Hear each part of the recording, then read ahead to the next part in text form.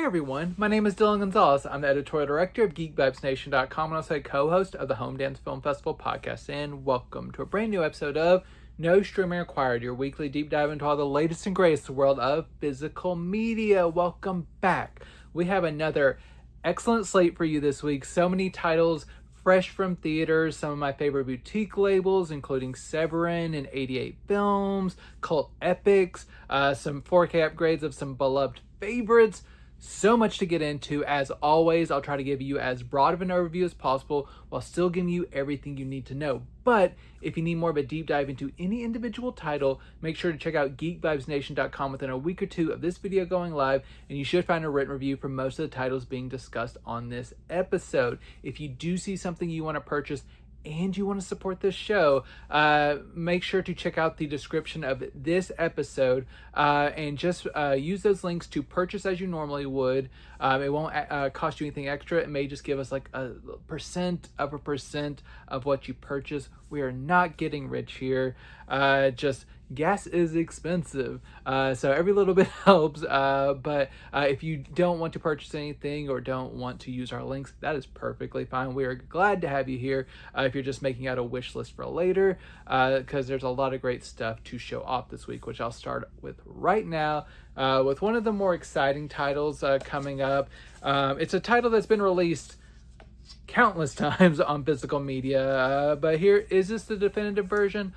Time will tell, or I will tell. From Sony, it is the 4K Ultra HD release of Sam Raimi's The Evil Dead. Yes, the movie that has been released probably maybe more than any other title that I can think of. This is one movie that has received so many releases on each format. I myself, I'm lower than most, but I have at least 3 or 4 copies in my collection right now. I think my oldest, whenever I was first getting into physical media, I got the really cool Book of the Dead DVD version, which I'll never part with until it disintegrates.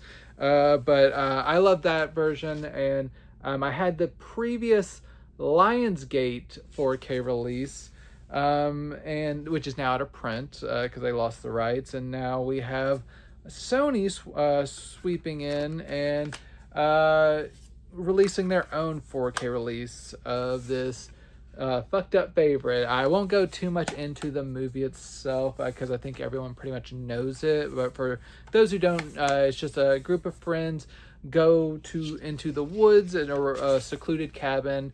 There is a stupid person who reads from the Book of the Dead, which sets off a demonic presence that really starts coming after all of them. So just unleashing a demon and fucking around, finding out what happens. But for the release itself, like I said, this is not the first time it has been released on 4K in the US. Like I said previously by Lionsgate, this has been given a 4K release in Dolby Vision. And it looks really nice compared to the old Lionsgate 4K. It also was quite solid. I didn't notice anything like night and day difference, but Sony always comes through with the quality in terms of like compression, encoding, all that kind of good stuff. Everything looks really nice. It doesn't seem to be from a new source, like a new 4K scan or anything, but what they're doing with what was already quite like good looking, it looks really good. There's not much in the way of nicks or scratches, maybe just minor things here and there. This is a movie that is quite old by this point.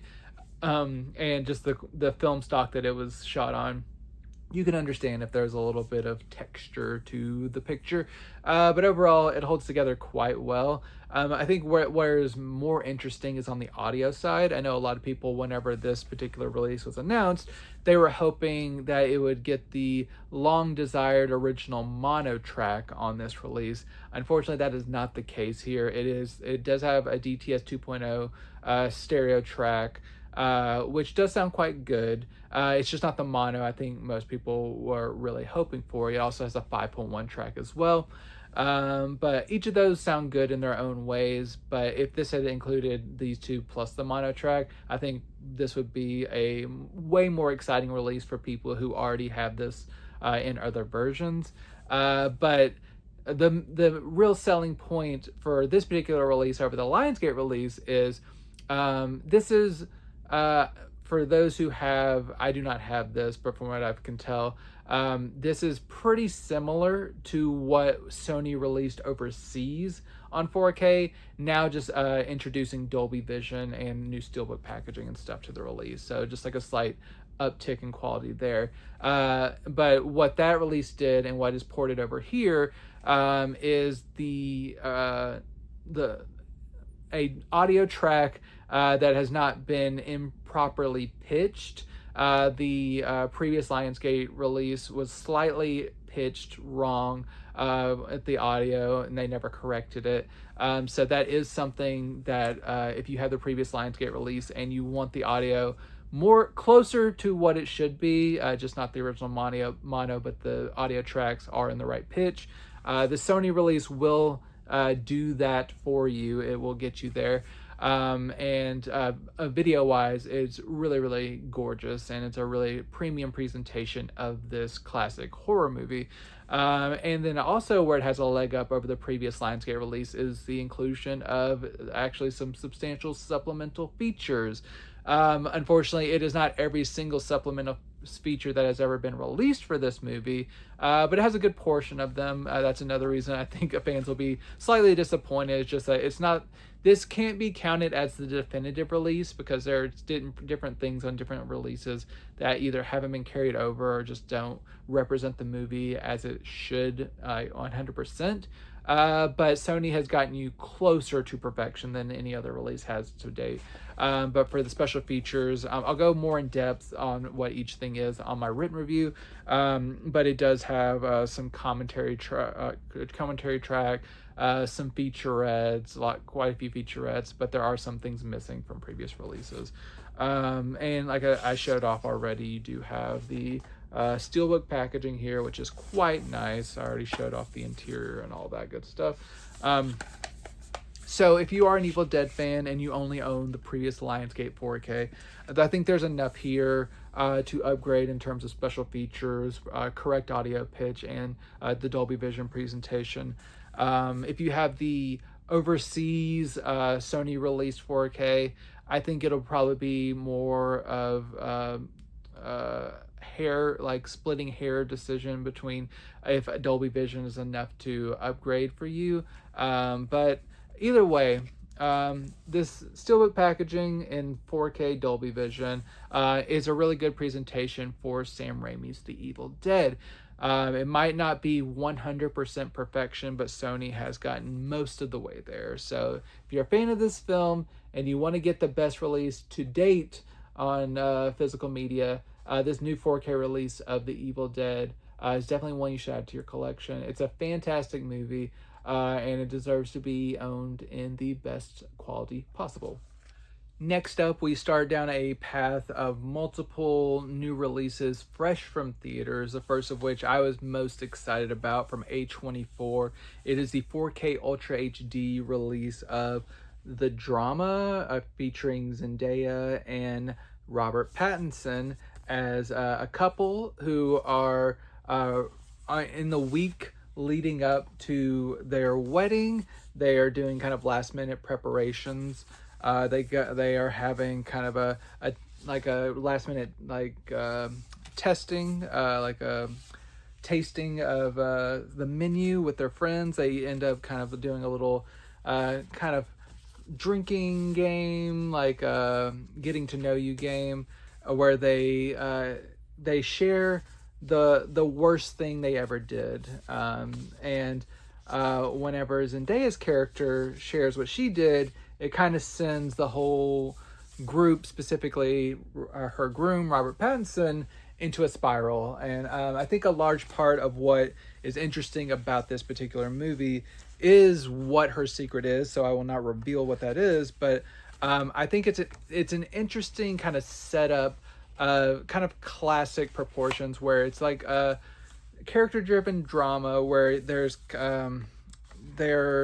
is a character who kind of goes into a neuroses after kind of learning some information, and they are kind of having to deal with it. Yes, there are kind of aspects you can analyze of like whether like what is revealed, how the audience should react to it, how you personally feel about it, and how it is contextualized. But I think a large portion of what I find interesting about this movie is how others react to her and the place of empathy. And it kind of reveals a lot about what each character stands for and who they are, not just what is being placed on Zendaya's character for what she has revealed. I'm trying to be very vague here because I don't want to ruin the experience. It's a fascinating movie. It is one of the better movies I have seen from this early part of this year, because it does give me the kind of that classic, like kind of like 70s Hollywood drama that is more so relegated to indies now. But it's just a really complex character work. It's very strong acting from everyone involved. I think both Pattinson and Zendaya are giving some of the best performances that they've given to date, and they are two of my favorites. So, but the ensemble is also really good. Even characters that I end up hating, they're performed well. Fascinating movie. Really glad to finally get to check this out. I unfortunately like just missed it in theaters, but I was really glad to catch up with it on 4K in Dolby Vision with Dolby Atmos audio. It looks really good in Dolby Vision. It's a nice clear picture, nice texture to everything, a nice vibrancy to the colors. There are some production flourishes that do stand out in Dolby Vision especially. But even kind of the darker shadows and like bolder highlights, everything holds together firm. There's no blooming in the highlights. Everything looks really, really nice. In terms of the Dolby Atmos track, everything is properly immersive. It's not the most intensely, like sonically demanding movie, but everything feels very three-dimensional and is used very tastefully to kind of expand the whole kind of urban environment out quite well. In terms of special features, you do get a commentary track with some of the kind of production team and creative team. You get a making of documentary. You get various featurettes. Really good stuff here. The drama, it's a standout for me in the first half of the year. And if you like these two, or if you just like a good character-driven drama, the drama is definitely one that you should keep on your radar. It's a really good one, and glad that A24 decided to give this one at 4K. Happy to have this in my collection, and I think you will be too. Another one fresh from theaters that got even less press than the drama is Amazon MGM's release of Is God Is, with their Alliance Entertainment deal, putting this out on Blu-ray. This is a great kind of revenge movie about two sisters who, whenever they were very young, they were set on fire along with their mother by their abusive father. They survived, but they've kind of just been on their own all their lives, but they've kind of been isolated from everyone else because one of them has very bad facial burns, and the other one has like a lot of burns on their arms and fingers and stuff, and it kind of just makes a lot of people react poorly to them, and it's kind of very heartbreaking to see what they're kind of put through in the early parts of the movie. But whenever they discover that their mother did not die when they were younger, like they believed, they go to visit her, and then she sends them on a kind of quest to get revenge for them against their daddy. So they are having to go kind of on like a mission from God, who like that they kind of playfully refer to their mother as God. So that's kind of like baked into this title here. So they go on a mission to kill their dad for revenge, and it has a really good like kind of bouncy energy to everything. Like it has like a great soundtrack. It kind of pulpy in certain ways, but still grounded. It's not like as exaggerated as certain like Tarantino movies, which I've seen certain people kind of compare the tone to. But I think the directorial stylings is like unique to this movie in terms of like this is a really interesting filmmaker who is using her kind of sensibilities to kind of mix a lot of different like genres, which you may have seen before in certain ways, but the way it's kind of remixed here and brought together works really well. And then it's brought home by these really amazing central performances by our key characters, played by Cara Young and Mallory Johnson. I know Cara Young, I've not seen her personally, but I know she's very acclaimed from Broadway. To see her get this transition to feature film work, I think is a really rewarding step for her after everything I've heard about her Broadway career. And she really kills it in this role. Then you also got Vivica A. Fox, Quentin Tarantino alum from Kill Bill, playing their mother, and then Sterling K. Brown as their father. And I love Sterling K. Brown. To see him play such a bastard is so entertaining, even though it kills me because I love him so much. But he does such a good job in this. Also, really good, like you have like Janelle Monáe, and Eric Alexander, lots of people showing up through here that are very, very talented and do a really good job. So if you want like a really interesting, energetic, fun, but still like deeply serious when it needs to be, a revenge tale, Is God is a fantastic movie. It is one that I do wish would have gotten a little bit more attention when it was in theaters in May. But now that it is coming to Blu-ray and home entertainment, definitely give it a shot because it is one of those movies that even though it didn't get the highest profile, it's really special and it's definitely one you should have on your radar. This Blu-ray looks really nice. This didn't get a 4K release, unfortunately, but the Blu-ray looks fantastic. Dolby True HD 7.1 soundtrack here. You also got, or sorry, this is a DTS 5.1 soundtrack. I was thinking of another movie. My apologies. This is a DTS 5.1 soundtrack that sounds really good. And there are no special features, but just the audiovisual presentation itself sounds really good. And it's just really a fantastic movie that I'm really happy didn't let me down. I'd heard a lot of good praise about it. And getting to see it myself, it is one of the better ones I've seen as of recently. I watched this the same day I saw the drama, so I was having a really good movie viewing day that day. So really good movie. Is God is. Don't let it slip by your radar. It's a good one, and glad to have it on Blu-ray from Amazon MGM. Next up from Neon and Decal Releasing, we have director Steven Soderbergh's latest, The Christophers, with Ian McKellen and Michaela Cole on Blu-ray. This is a pretty solid movie in which Ian McKellen plays a legendary artist who is getting older. He's kind of become a recluse, and his children are worried they are not going to get the inheritance they feel they deserve. So they try to hire Michaela Cole's character, who is known to have forged some paintings in the past, to kind of get in with their father and get access to some canvases with some unfinished works that they hope that they can like pass off as undiscovered works from their father once he passes and stuff. So she'll finish the paintings, and they'll kind of sell them as like this part of this series that was very acclaimed whenever he was younger.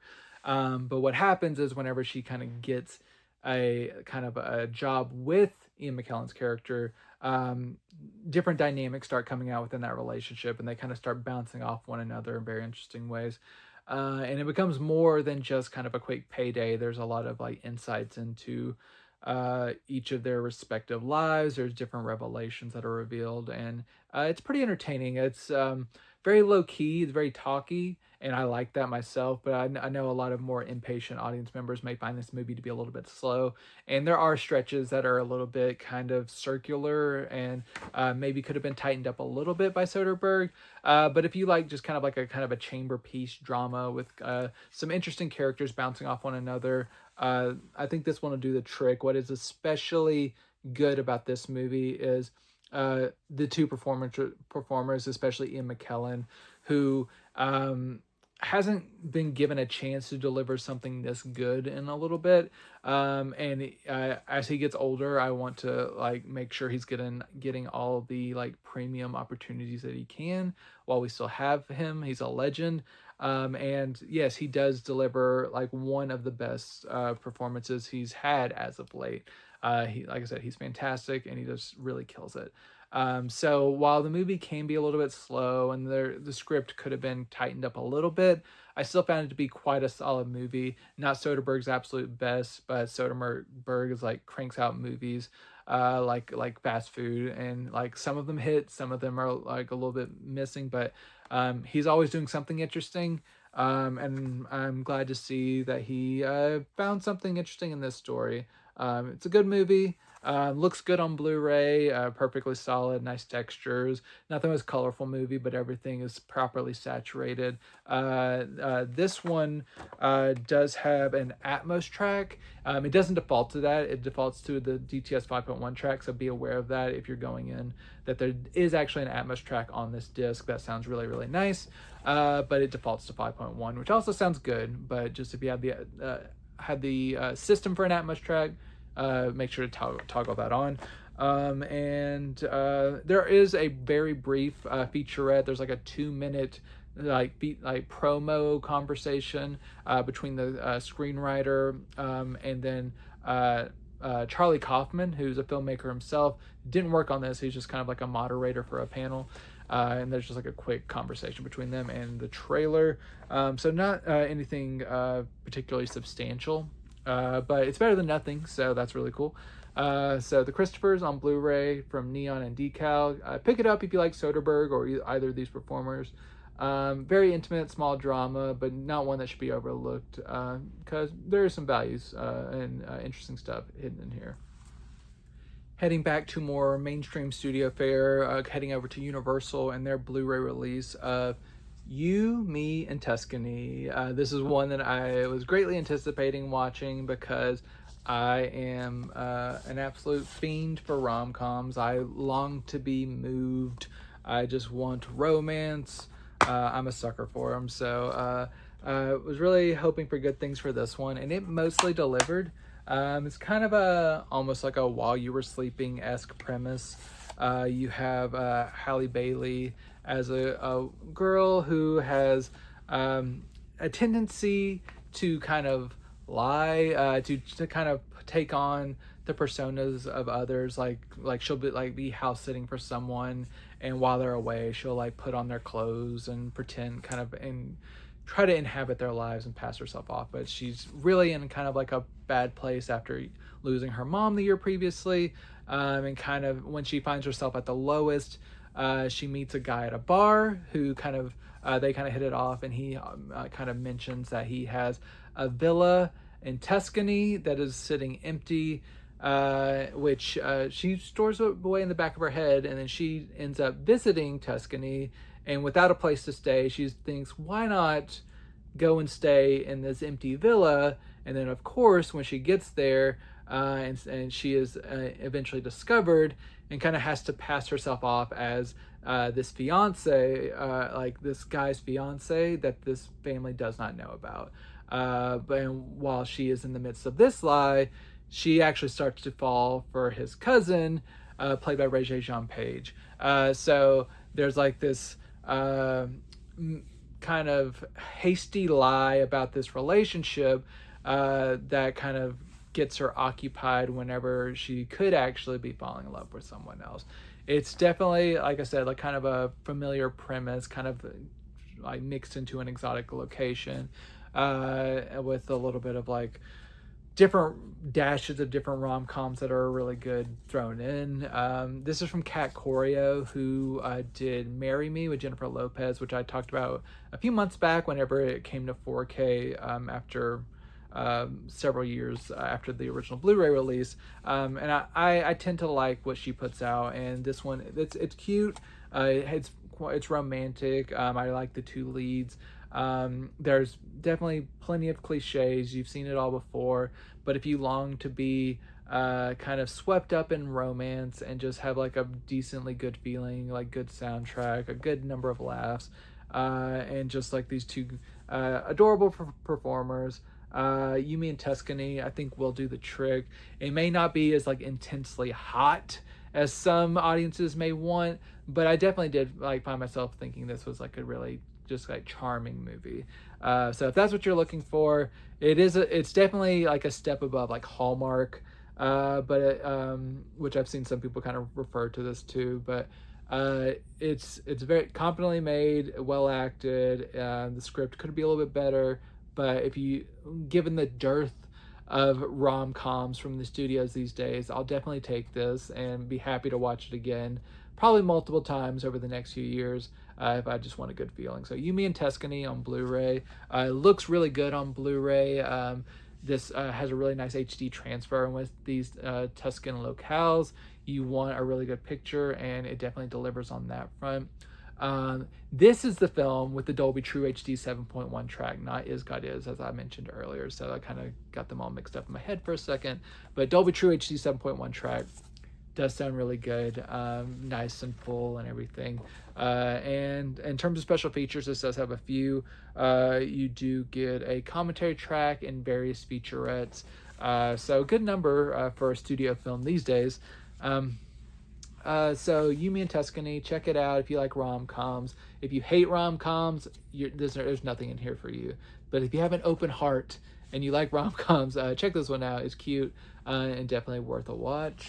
And not my last studio film. We're heading over to Warner Brothers in their 4K release of They Will Kill You, featuring Zazie Beetz as a woman who poses as a maid in this like historic building, only that she has ulterior motives that soon reveal themselves, but they ultimately involve her squaring off against a death cult trying to rescue her sister, and she has to face off against a bunch of immortal beings, and this leads to a gloriously gory fun time where there's blood, buckets of blood everywhere, so many interesting kills, some really good dark humor.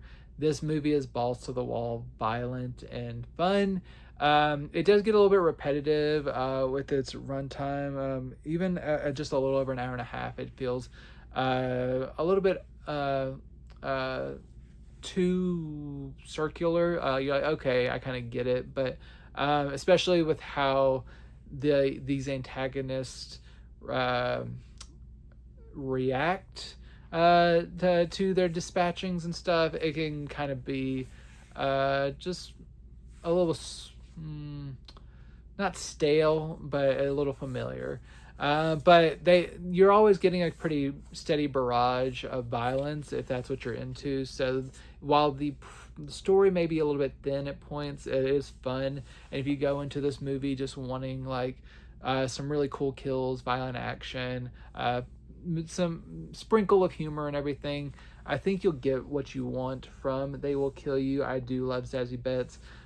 You do get Tom Felton, Patricia Arquette, Heather Graham, some good names in here. So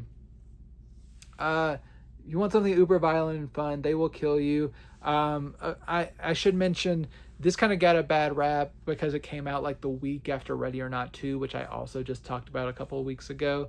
And they are very similar. If you're going to watch these two movies, maybe put a little bit of space between them, maybe not double feature them.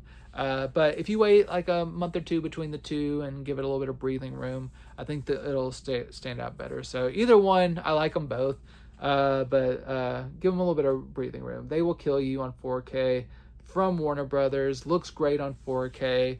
Really crystal clear picture. This one has Dolby Atmos audio as well. Sounds really great and full. It has a making of documentary and some featurettes. So Warner Brothers did a nice job with this. Only 4K is included with this 4K release. If you want a Blu-ray, you have to go buy the standalone Blu-ray, but you get a 4K and digital code here. So They Will Kill You. Check it out. If any of this sounds interesting to you, I think you'll have a fun time. Also from Warner Brothers, we head over to the land of television with the third season of Genndy Tartakovsky's Primal. I'll try to be as spoiler free for this as possible, because it is easy to spoil. But this picks up after the events of the after the events of the second season. There's some timeline stuff going on here. You can kind of see a little bit here with the bonus features and everything I'll talk about in a second. But if you've seen the second season, you'll kind of know that it seemed kind of like there was a definitive endpoint for this particular show.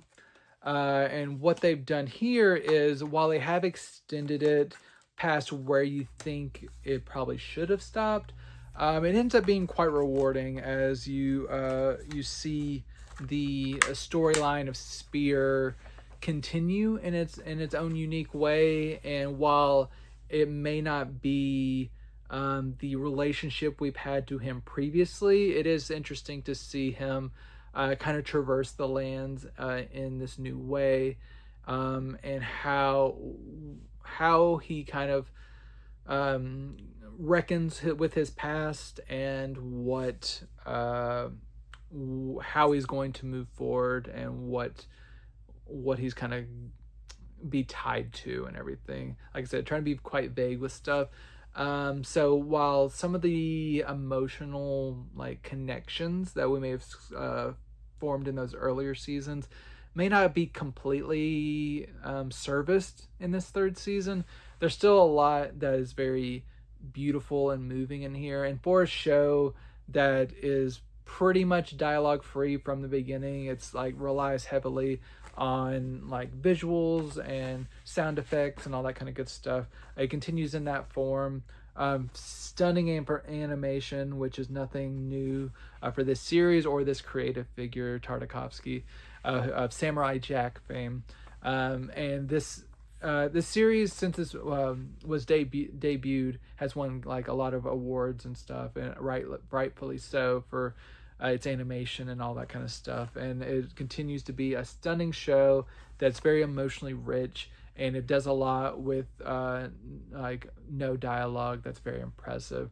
So if you've seen the first two seasons and you like them, I think you'll probably still be on board for the third season. You know how it can be a little bit avant-garde in part. It can be it's very violent, but very artistically fulfilling. And that's what's so special about Tartakovsky. So if you are interested in this, if you've been invested in this series, or if you haven't checked it out, start from the beginning. Definitely don't jump right in here, because you'll miss a lot. But you'll be very rewarded by where this series continues to go in this third season, which does include all 10 episodes of this season, along with a few featurettes that kind of tie into everything. This looks really great across the two discs. Nice, like I said, stunning animation, looking really good on Blu-ray, 5.1 sound, everything sounds great. And yeah, so a couple of featurettes. So Genndy Tartakovsky's Primal, the complete third season. The only thing that kind of annoys me about this particular release is the first two had slipcovers. This did not come with a slipcover, so that's a little bit annoying. But other than that, good release, happy to have it. And if you're a fan of the series, I think you'll be happy to have it too. Dipping our toe into the land of Kino Lorber for a title, we are going to a very early William Wyler movie, The Love Trap, with Laura LaPlante, which is very interesting because it kind of starts out as a silent movie and then eventually transitions more into sound in terms of like dialogue and everything. But it's about a very basic, about a girl who's like a dancer and entertainer and everything. She has her past, and after she's let go from her job, she ends up connecting with some more respectable people, and whenever there starts to be concerns or the possibility of her past coming back to like haunt her, she tries to get ahead of things and kind of like manage what people may think about her past and everything, and how that kind of like she kind of sets in motion different love traps to kind of like explain different things and teach certain people a lesson that she feels like are not going to be fair to her and everything. As it's very amusing. William Wyler would go on to direct mini classics, even this early like 1929 movie. There you can still see like his directorial promise and how confident he is behind the camera. Laura LaPlante is a good leading figure. She's very cute and everything, and really lights up the screen. And the rest of the ensemble is also quite good. This is a really interesting kind of on the cusp between silent era cinema and talkies, but I quite enjoyed it. I found it like kind of silly, slapsticky, fun, and yeah, it's a good time. It has been given a 4K restoration, courtesy of Universal, in coordination with like the I believe like the UCLA Film Archives. And it looks really, really nice on 4K. With a movie that's nearly 100 years old, you can kind of forgive it a little, like small things here and there that aren't perfect. But overall, this is a very solid looking presentation from that original material, which was a 2K or a 4K restoration of 35 millimeter nitrate print. This does come with a commentary track as well. That is quite entertaining. The audio track for this one, with it being like that kind of transitional stuff, there are some rough spots here and there, but overall it does hold together surprisingly well. So if you're interested in Weiler's work or this kind of early talkie cinema, The Love Trap, definitely worth checking out. It's amusing and it's a good time. Heading over to the good people at 88 Films, and we have the early Jackie Chan starring vehicle, The Magnificent Bodyguards. Now here is a kind of lenticular cover thing that I wanted to keep on mine. As you can kind of see here, maybe there is some adhesive keeping this on the top and bottom that I frankly just don't want to take off because I like it on the front. I don't know where I'd store it, but you can kind of see here that there is artwork underneath that's not holographic, but I'm just keeping mine on. But just letting you know, you can take that off without the adhesive. I just choose not to. Here's the back here. It typically comes with the paper insert, which I've kind of shoved into the box here. You can kind of see that here. But if you need that information, it is also back on the Blu-ray case if you choose not to keep the paper. I just choose to put it in there. This is a multi-disc set that's very thorough, as you can kind of see with the lenticular, and here it's in 3D. So this has been meticulously restored to make sure that audiences could experience this film in its intended 3D as well as a 2D presentation. So you get this in different forms. You get a 3D presentation here. You get a 2D presentation on this disc. And there's another 3D version in Anaglyph 3D here. So if you have a proper 3D television with like the traditional 3D glasses and stuff, you can do that.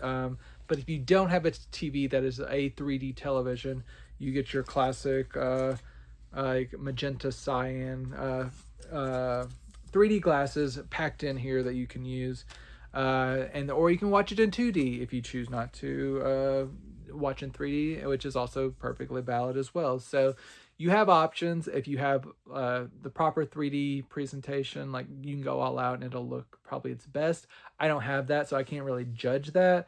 But judging based on the old school glasses, it's a really cool 3D presentation.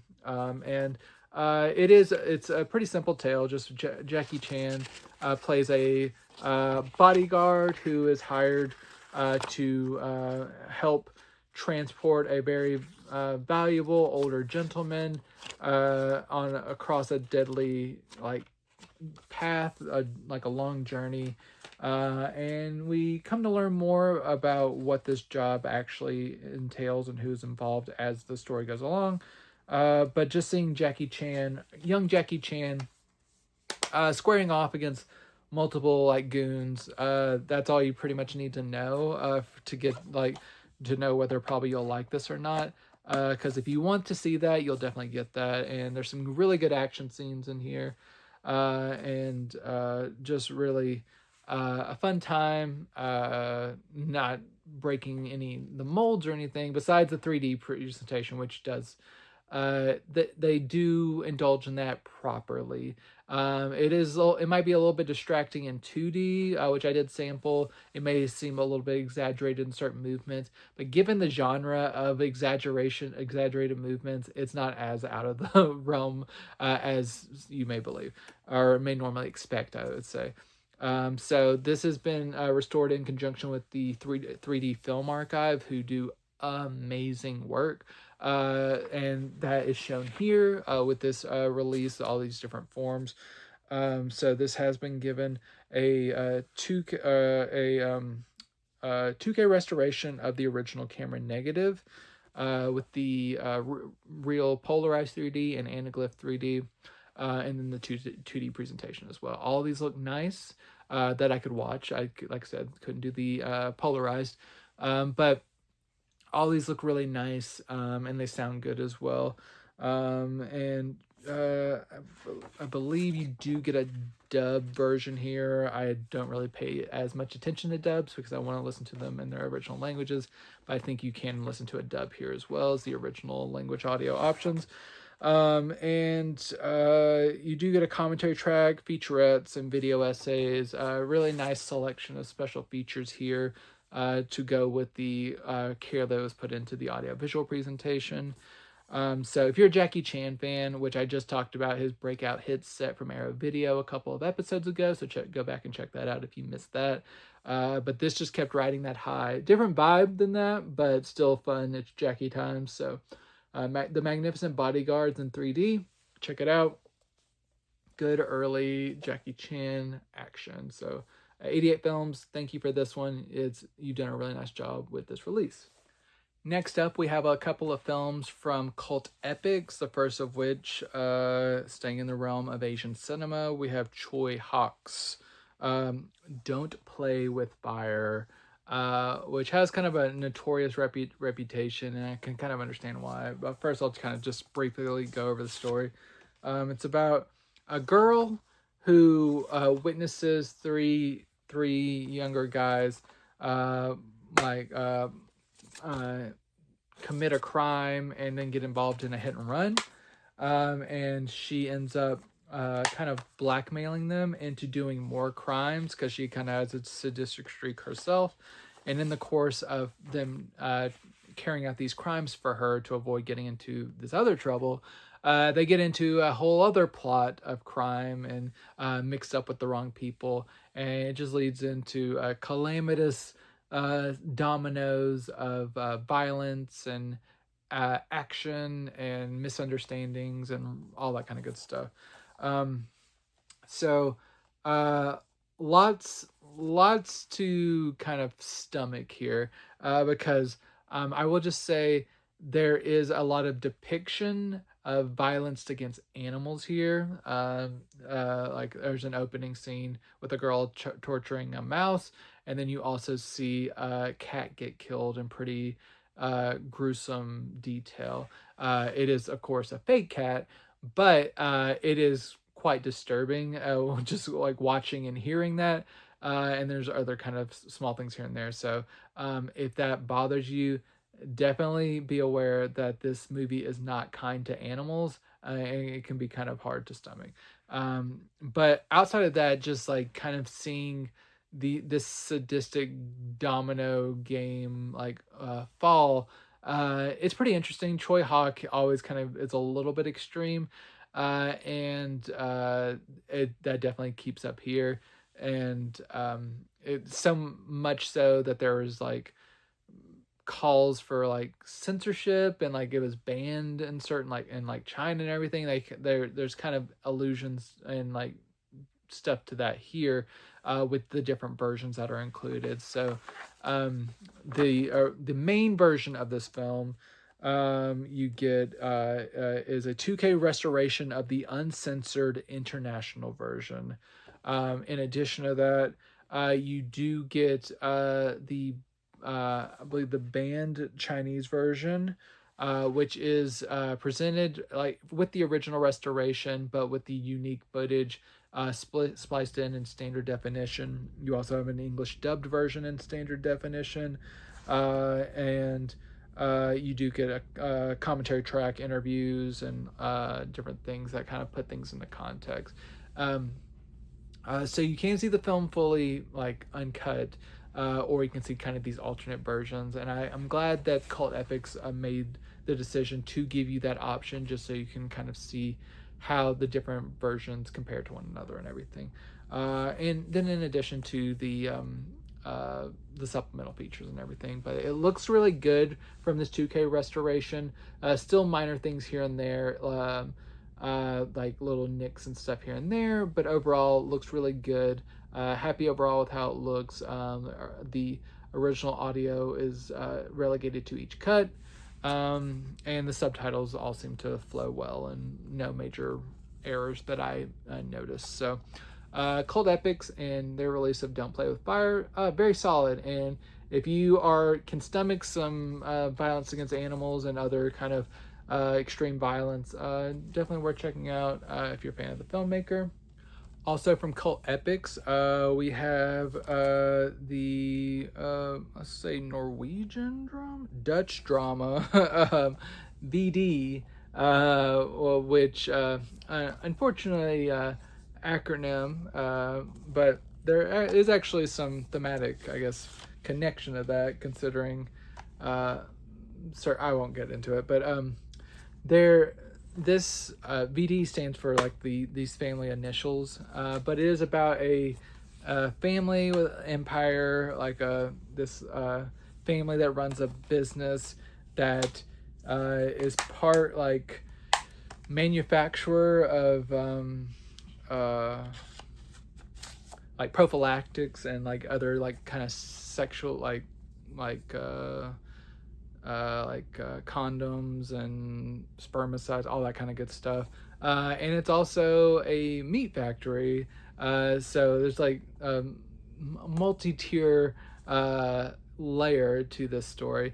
But what it all really kind of boils down to is there's like a figurehead at this company who has seemingly slept with everyone, and he has tons of children, tons of legitimate and illegitimate children, and there's like he's thinking about potentially retiring, and he's trying to get all of his affairs in order, all while either hitting on different women, kind of bringing in illegitimate children, pushing out other children. It's like just a whole family's like wasp nest of like backstabbing and like fornicating and all kinds of good stuff. It's very incestuous at times, like sometimes literally, like you kind of get under, I can get a little bit confused about like, okay, is this his stepmom? Is this his daughter? Is this his sister? What is going on? And like, do they even care? There's a lot of that in here, so there's definitely a lot of eyebrows were raised when this was originally released, so it's very controversial. And in addition to that, I do want to, since I mentioned kind of a trigger warning on the last film with animal violence, with this having kind of like the kind of butchery element, there is some like actual like scenes where you see cows getting decapitated and butchered, with like blood flowing out in pretty just stark detail, multiple times. So if you don't want to see a cow being butchered, you probably won't want to watch this movie. You can fast forward past it, but just it'll be hard to like miss it. So just be quite aware of that. But just the family drama aspect of it was so woven and like complex and fucked up, very interesting to me. There's a lot going on here, and it's very fascinating, and overall I did enjoy it. I like a good twisted family drama, and that definitely kind of delivered here. I'm reminded of some of the works of like the transgressive ozone set that Altered Innocence put out a couple of years ago that really tickled my fancy. And I kind of got echoes of that here with VD. Cold Epics has done a really nice job with this one as well.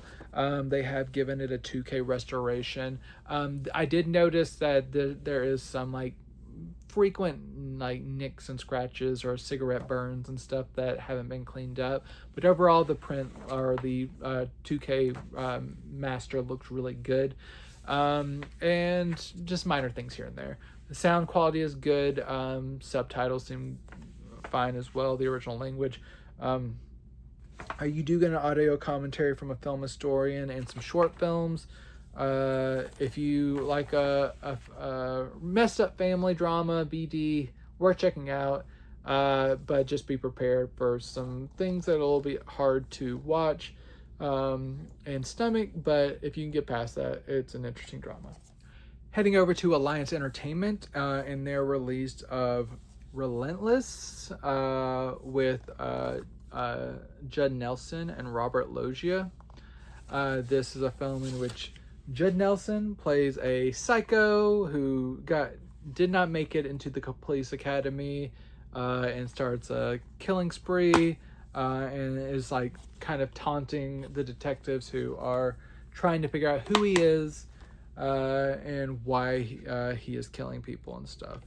So if you want to see Judd Nelson being a psycho and terrorizing people, you're in for it. This is pretty trashy. Not particularly good, but if you like trash, it's something to watch. I wasn't particularly struck by it, and Judd Hirsch, I wouldn't say he's unconvincing as a creep, but his performance is very dialed up to like an 11.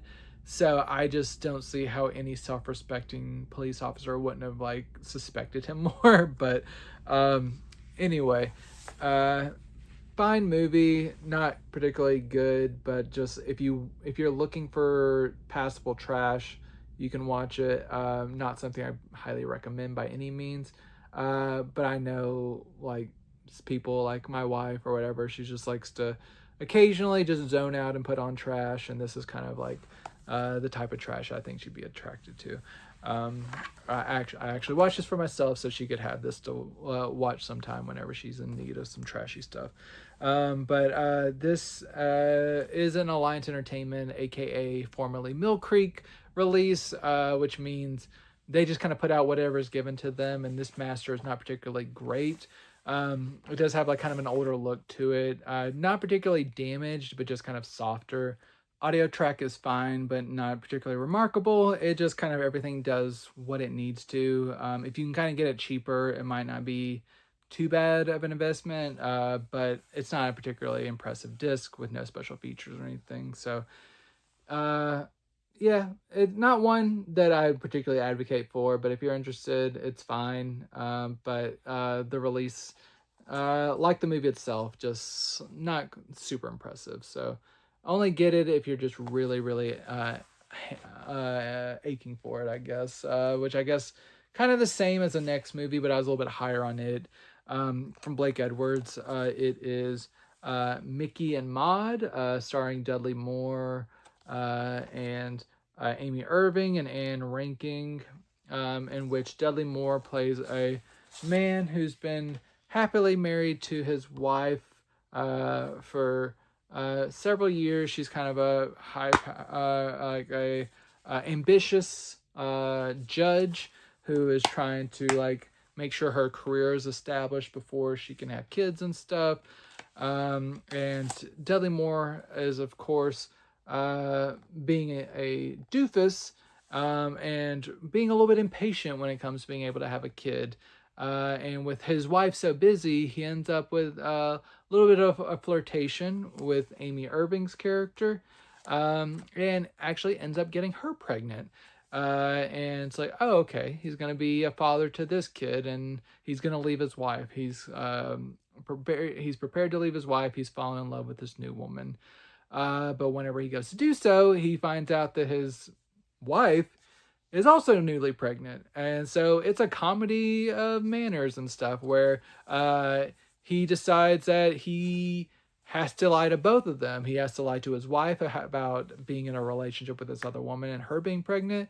And his new girlfriend, pregnant girlfriend, believes that he has left his wife and living his life with her. And what will he do whenever they both are going to be given birth? So it's very ridiculous, high concept movie with Dudley Moore stretching himself thin to satisfy both women and failing to do so mostly. But if you like kind of this exaggerated comedy, there are a few laughs in here. Dudley Moore isn't someone who really kind of like does it for me. I don't think he's particularly clever or anything. But he sure did get a lot of work back in the day. Amy Irving is particularly great in this. But Anne Rankin is also quite good. Amy Irving just gets a little bit more screen time, and I usually like whenever she pops up in things. But the women definitely more compelling to me than the men, just with screen presence alone. But I don't think this man deserved either of these women. That's beside the point. The movie itself, a few laughs, not terrible, just above trash. It is Blake Edwards, and he does bring usually a degree of quality to things. Just not my favorite from him, but it's fine. But this transfer, it's also fine. Not I think better than Relentless, but still not like top tier or anything. It does the job. There's some minor scratches and stuff here and there. Not terrible. Audio wise, perfectly solid DTS 2.0. No features, but if you want to check it out, Micki Maude, you can get this now from Alliance Entertainment. In this retro throwback VHS slipcover with the artwork underneath. So check it out if it sounds interesting to you. Diving back into the world of television, we are going back to Universal and their complete series release of Covert Affairs, which lasted for 5 seasons on the USA Network. And I watched all 5 seasons back in the day, so this was a fun one to revisit.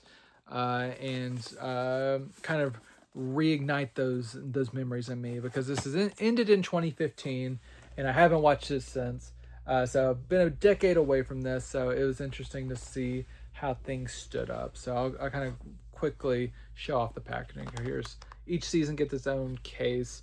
This is Piper Perabo, kind of taken kind of the Alias-esque framework where she plays a CIA agent who gets whisked into the agency at the beginning of the series before she's even planning to, and kind of gets set up in this secret division. And over the course of the series, she like gets close with her team, and there's the balance between her work life and her personal life, and how those things sometimes start to slowly fade. The line between those start to slowly fade, and how each impacts the other. It's very kind of light and entertaining at the beginning with some good like spy action, but has definitely a lighter tone that you would expect from USA. But then as things went along, things got a little bit more serious. It still had its charms, but it got just a little bit more like kind of darker and more serious. Like they felt that they had to kind of compete with some of the more other like cable dramas that had more like darkness to them. But it was still fun, and I like Piper Perabo as a performer, and I thought she did good in this role. I think the whole ensemble is pretty good. It's not like highly intellectual entertainment or anything, but if you just like a good spy of the week show with like an overarching narrative that usually runs throughout the season, it'll definitely give you that. It's premium USA, like Burn Notice, Psych, Monk. I watched all these back in the day, and this was a good addition to the lineup. And now it's a good addition to my collection, because I've never owned this previously. I didn't pick up the DVDs, so luckily I'm clear there. But glad to have these on Blu-ray, and it looks really good. I don't think they've been given like a fresh 4K master or anything, but all these HD masters aren't that old and they look quite good.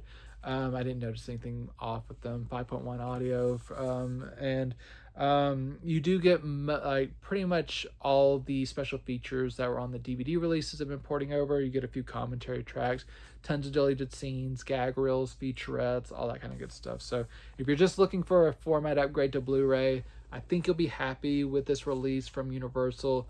It's a fun show, charming cast, good spy antics, Covert Affairs from Universal. It's a good one. And of course, I didn't watch every single episode. I just simply do not have time to watch 5 seasons before I completely review a show. But from my sampling of each season, the quality is pretty consistent throughout the set. So I'm pretty happy with what Universal put out here. So check it out if you've been wanting a Blu-ray release. It's a good show, and I think they've done a nice job with it. Now we're going to start winding down the episode with a trio of Severin releases, the first of which is the documentary Children of the Wicker Man, in which you have the children, the sons of the director of the classic Wicker Man film, coming together in more modern days and trying to tell a story about their father and how his production of The Wicker Man kind of put a strain on his personal relationships and their relationship to him. And it's kind of a dual purpose of like showing him as a man and a father, or a lack of a father, to these like now adult men, and how getting insights into the production of The Wicker Man, which I think is actually the more successful path for this particular documentary. While I'm not unsympathetic to these men trying to sort through their daddy issues, that's not always the most interesting aspect of this story, because I think it is very dramatized, not maybe over dramatized. Like, they sometimes feel performative in some of their emotions. Especially whenever you see them like talking to some of their production crew in certain kind of situations. So it all feels a little bit slightly manufactured, which doesn't quite sell these emotions that I think they're trying really hard to push. It just didn't quite work for me as well as a documentary in that respect. But whenever you start looking into the production of The Wicker Man, you can kind of get vintage clips from certain people or newer interviews with people who worked on the production. That feels authentic, and that feels way more interesting to me personally. And I think to people who like The Wicker Man, that'll be what's more interesting to them. I wish both threads were as strong. But if you're just a fan of The Wicker Man and you want to get some more context into how the production came about and get some like behind the scenes details that probably haven't been shared before, and like hear about how like behind the scenes drama with the producers and the director and people cheating people out of money, all kinds of stuff, affairs, all kinds of stuff. On that wavelength, it's interesting and definitely effective. So a little bit of a mixed bag, but it is overall, I would say, an interesting documentary. It looks good on Blu-ray. Different archival clips, newer footage, everything I think is about looking as good as it can with its respective source.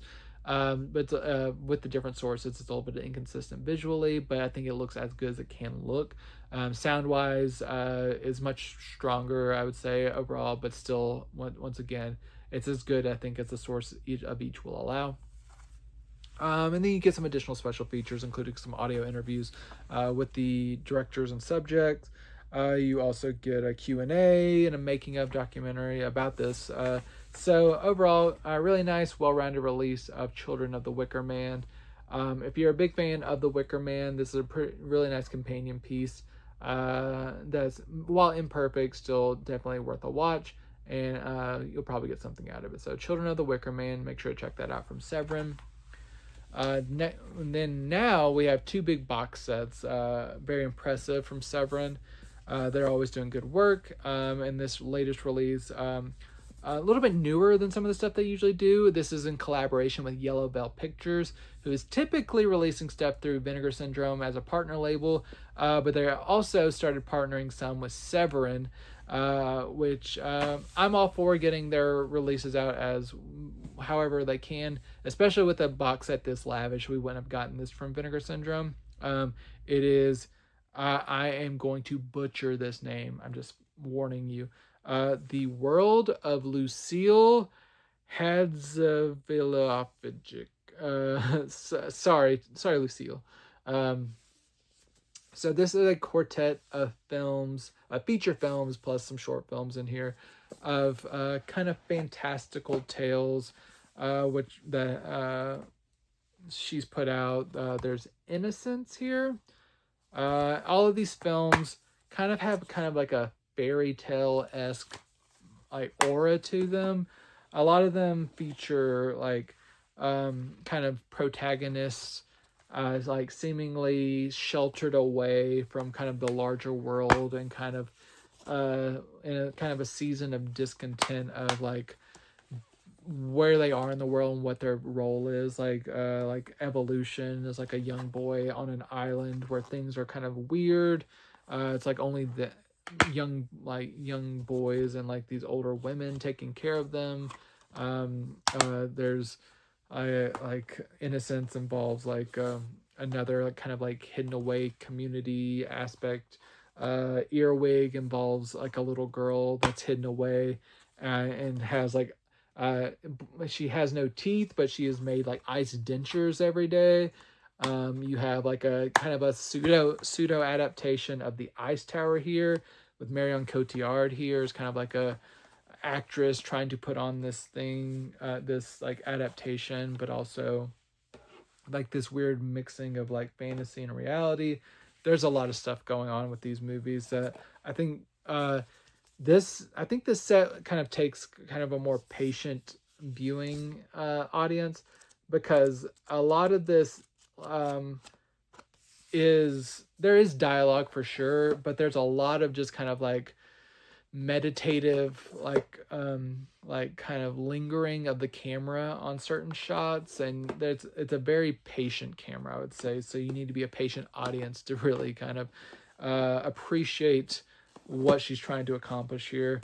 But overall it worked for me. There was definitely some stretches where it tried my patience a little bit more, but overall I did find these very fascinating because I like fairy tale-esque movies, and kind of this like the scenarios were interesting enough that I wanted to try to peel back the layers and try to figure out what is going on in each of these unique tales, and mostly they were satisfying.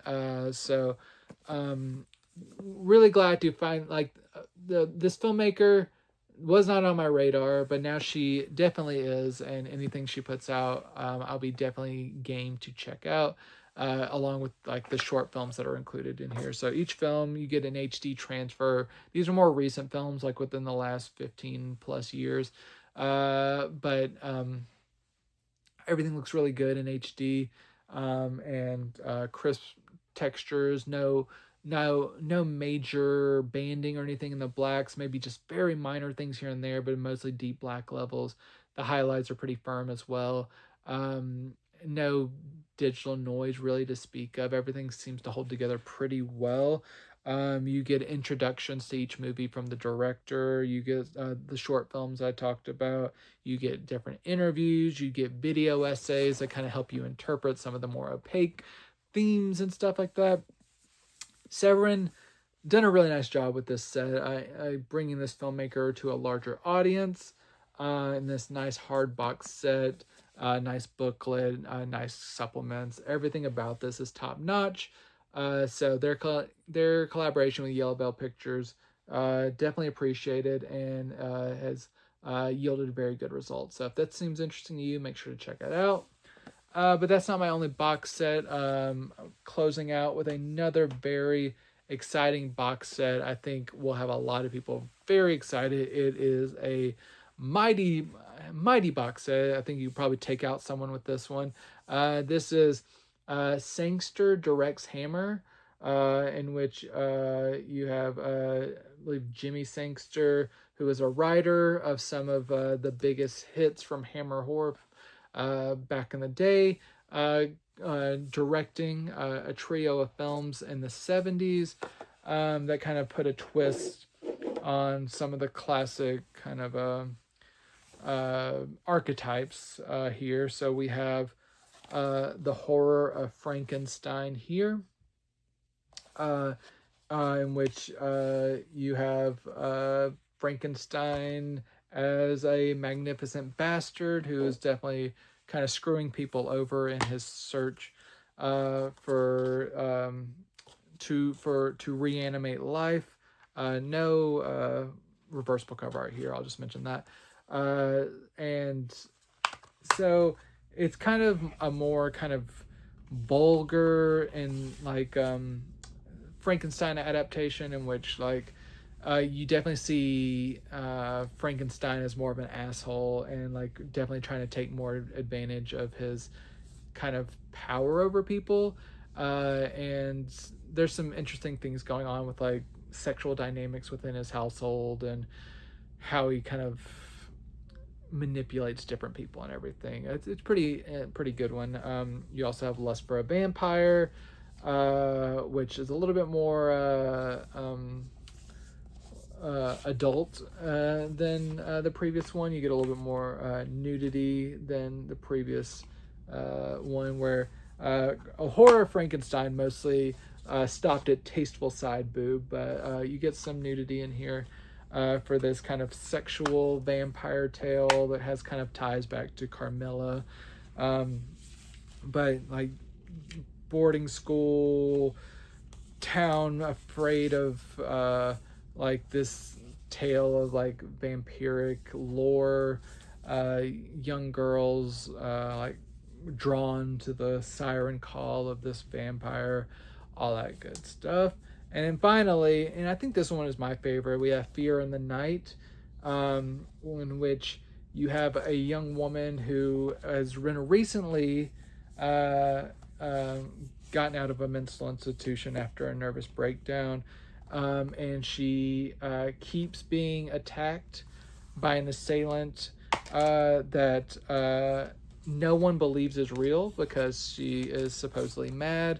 And as she like kind of goes off with her husband to a new to kind of embark on his new career at this school, she is trying to prove that she's not mad, as she like keeps getting in these like situations where there's someone definitely seemingly trying to kill her. So it is kind of that gaslighting thing where people are trying to tell this woman that she is crazy, and she is trying to fight for her life and say that she is not.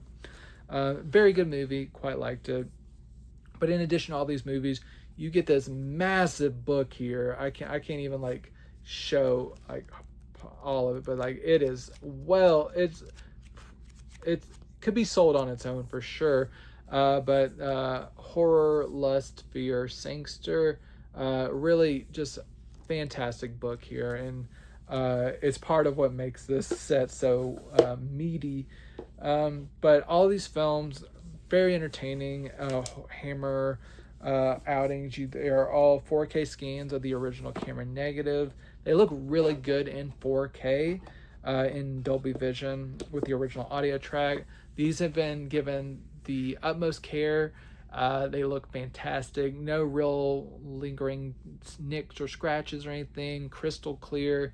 Very, very quality presentations from Severin. Audio also sounds good and solid. You get commentary tracks for these films. You get interviews. You get video essays. Packed to the gills with special features. So many interviews. Just, you'll be spending hours and hours digging through everything. So Sangster directs Hammer. It's a hell of a box set from Severin. They've done a really nice job with this. So if you're a Hammer fan, do not pass this one up.